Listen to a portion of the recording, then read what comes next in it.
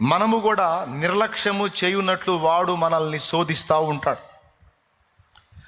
దాంతో ఇప్పుడు అవసరం ఏముందిలే, అది అంత ఇంపార్టెంట్ కాదులే, ఏముందిలే ఏముందిలే ఏముందిలే ఏముందిలే అనేదే పెద్ద దరిద్రం అని,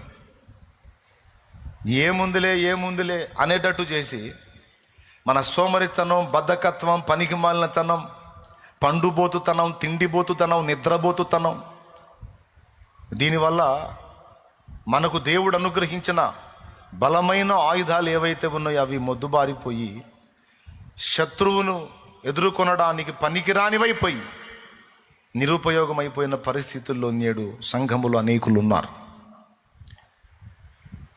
దానికి కారణం ఏముందిలే అనుకోవటం, యుద్ధం వచ్చినప్పుడు చూసుకుందాంలే అనుకోవటం. దేవుడు అన్నాడు, అపవాదికి చోటియ్యకుడి అంటే ముందుగానే మెళకువగా ఉండండి. పేతురు రాసిన మొదటి పత్రిక 5వ అధ్యాయం 8వ వచనంలో అంటాడు, మీ విరోధి అయిన అపవాది గర్జించు సింహం వలె ఎవరిని మృంగుదునా అని వెదకుచూ తిరుగుచున్నాడు. నిబ్బరమైన బుద్ధి గలవారై మెళకువగా ఉండండి అన్నాడు.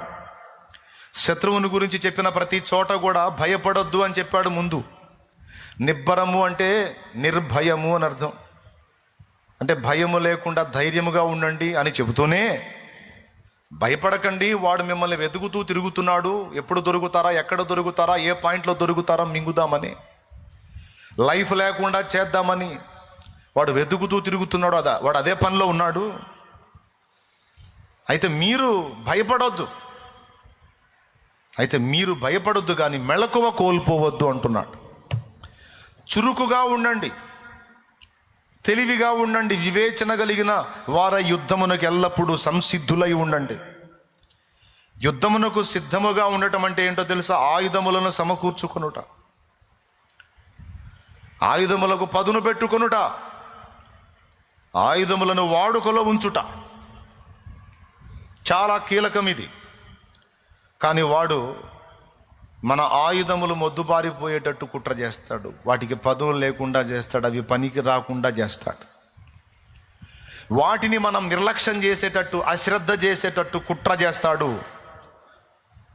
దానికి వాడు మన మనసులో అవి అంత ఇంపార్టెంట్ కాదులే, ఏముందిలే తర్వాత చూద్దాములే అని మనం అనుకునేటట్టు వాడు శోధిస్తాడు. దేవుడు శత్రువుకు ఆయుధాలు ఉన్నాయని తెలుసు మన దేవునికి. ఆయన కూడా మనకు ఆయుధాలు ఇచ్చాడు, శ్రేష్టమైన ఆయుధాలు ఇచ్చాడు. దేవుడు మనకిచ్చిన ఆయుధాలు చాలా శక్తివంతమైనవి. అయితే అవి ఇశ్రాయేలీయులు పనికి రాకుండా చేసుకున్నట్టుగా నేటి సంఘములో అనేక మంది అలాగూ నిష్ఫలంగా చేసుకుంటున్నాం, నిష్ప్రయోజనంగా చేసుకుంటున్నాం. అది కేవలం మన నిర్లక్ష్యం. దీని ఫలితంగా ఏం జరుగుతుందంటే తరచు శత్రువు చేతిలో ఓడిపోతున్నాం, తరచు శత్రువు చేత త్రోయబడుతున్నాం, పడద్రోయబడుతున్నాం, దెబ్బ తీయబడుతున్నాం, గాయపరచబడుతున్నాం. ఒక పక్క దెబ్బ తింటూ కూడా మళ్ళా నిర్లక్ష్యాన్నే కలిగి ఉన్నాం. ఇది చాలా బాధాకరమైన విషయం. దీన్ని మనం కీలకంగా తీసుకోవాలి, జాగ్రత్త పడాలి.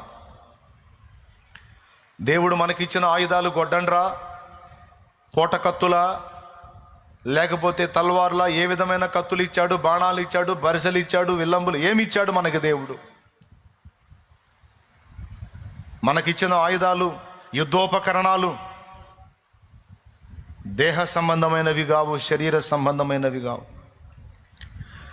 వాడు వాడేటువంటి యుద్ధోపకరణాలు కూడా దేహ సంబంధమైనవి కావు. వాడు వాడే ఆయుధాలు అయ్యే, మనకు దేవుడిచ్చిన ఆయుధాలు కూడా అయ్యే.